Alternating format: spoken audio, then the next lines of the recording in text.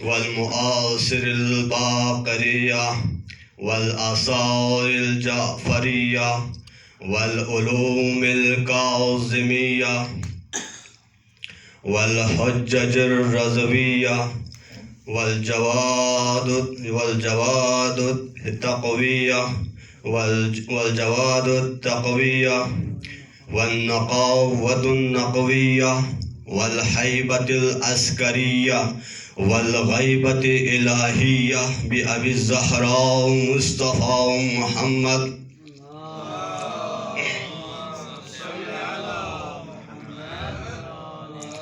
أما بعد فقد قال الله تبارك وتعالى في قرآنه المجيد وفرقانه الحميد وهو أصدق الصادقين وقوله الحق إن الله اصطفى آدم ونوحا وآل إبراهيم على العالمين. آدم ونوحا وآل إبراهيم وآل عمران على العالمين. بآواز بلند سرور. آل محمد کا راستہ یہ وہ راستہ ہے جو انسان کو جہالت کے اندھیرے سے نکال کر علم کی روشنی کی طرف لے کر آتے ہیں. آل محمد کا راستہ یہ وہ راستہ ہے جو انسان کو ہلاکت سے نکال کر نجات کی طرف لے کر آتے ہیں. آل محمد کا راستہ یہ وہ راستہ ہے جو انسان کو خباثت سے نکال کر طہارت کی طرف لے کر آتے ہیں. آل محمد کا راستہ یہ وہ راستہ ہے جو انسان کو خباثت سے نکال کر طہارت کی طرف لے کر آتے ہیں. آل محمد کا راستہ یہ وہ راستہ ہے جو انسان کو ذلت کی زندگی سے عزت کی طرف لے کر آتے ہیں. انسان کو ذلت سے عزت کی طرف لے کر آتے ہیں. یہ وہ ہستی ہے اگر دنیا میں مخلوق بن کے آئے تو اشرف المخلوقات بنتے ہیں. یہ وہ ہستی ہے جب مخلوق بن کے روئے زمین پر آئے تو اشرف المخلوقات بن جاتے ہیں. اگر یہ مکے میں آئے تو منورہ بن جاتے ہیں. اگر یہ مدینے میں آئے تو منورہ بن جاتے ہیں. اگر یہ مکے میں آئے تو مکرمہ بن جاتے ہیں. اگر یہ کربلا میں آئے تو معلیٰ بن جاتے ہیں. اگر یہ نجف میں آئے تو اشرف بن جاتے ہیں. اگر یہ نجف میں آئے تو اشرف بن جاتے ہیں. اسی لیے اللہ رب العزت نے اپنے لارب کتاب میں ارشاد فرمایا ہے کہ ان اللہ اصطفیٰ آدم، اللہ نے سب سے پہلے روئے زمین پر آدم کو منتخب کیا، اس کے بعد نوح کو منتخب کیا، اور اس کے بعد حضرت اللہ نے آدم کو منتخب کیا، اس کے بعد نوح کو منتخب کیا، اس کے بعد آل عمران کو منتخب کیا، اس کے بعد آل ابراہیم کو منتخب کیا، اس کے بعد آل عمران کو منتخب کیا. یہاں پہ اللہ نے آیات میں فرمایا ہے کہ لفظ اصطفیٰ اس بات کی دلیل ہے کہ 1,24,000 انبیاء برابر نہیں ہے.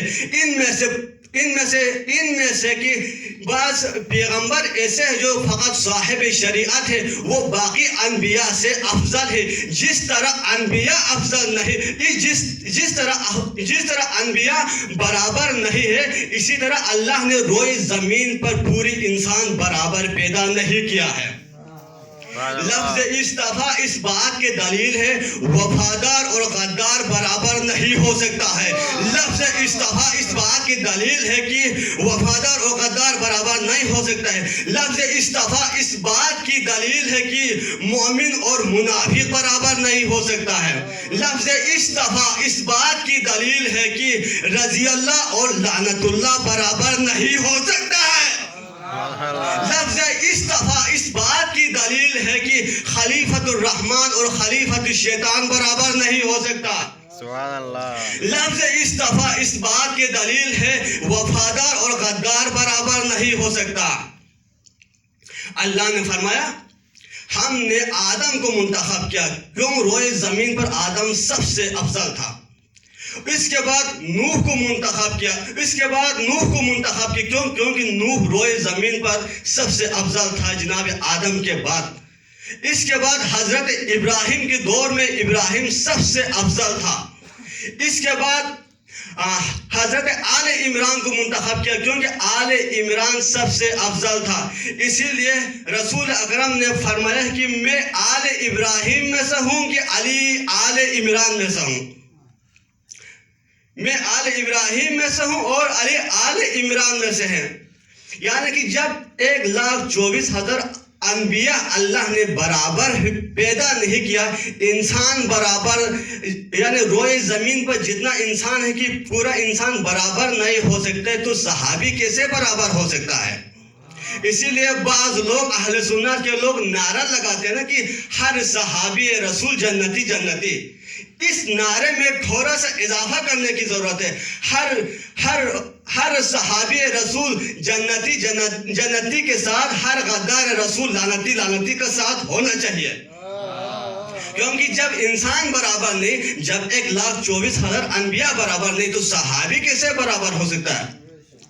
اسی لیے میں بطور دلیل 2 روایت انشاءاللہ آپ لوگوں کے سامنے میں بیان کروں گا کہ بخاری شریف میں بھی یہ روایت موجود ہے، برہان شیعہ میں بھی یہ دونوں روایت وہاں پہ موجود ہے کہ پیغمبر نے فرمایا ہے کہ عبداللہ ابن عباس یہ روایت کرتی ہے کہ یعنی کہ عبداللہ ابن عباس یہ روایت کرتے ہیں کہ وہاں پہ برہان نے فرمایا کہ بروز محشر میری صحابی ملائکہ میری صحابی کی گریبان کو جہنم کی طرف لے کر جائے گا. میں ان ملائکہ سے یہ کہوں گا فقالو اصحابی اصحابی، یہ میرے صحابی ہے، تو وہ ملائکہ مجھ سے کہے گا کہ یہ آپ کی زندگی میں صحابی تھا لیکن آپ کی دنیا سے جانے کے بعد یہ دین سے مرتد ہوا ہے.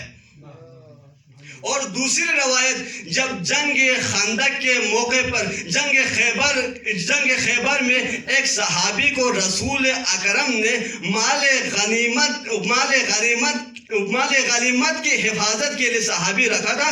اس نے مال غنیمت میں سے ایک چھوٹا سا چادر چوری کرنے کی وجہ سے یعنی کہ وہ مال غنیمت میں سے ایک چھوٹا سا یہ تو لوگوں نے کہا آپ کی یہ صحابی جنتی ہے. تو پیغمبر نے خبردار، یہ میرے صحابی تھا لیکن ابھی یہ اس وقت جہنم کی آگ میں انجوائے کر رہا ہے، یہ جہنم کی آگ میں جل رہا ہے.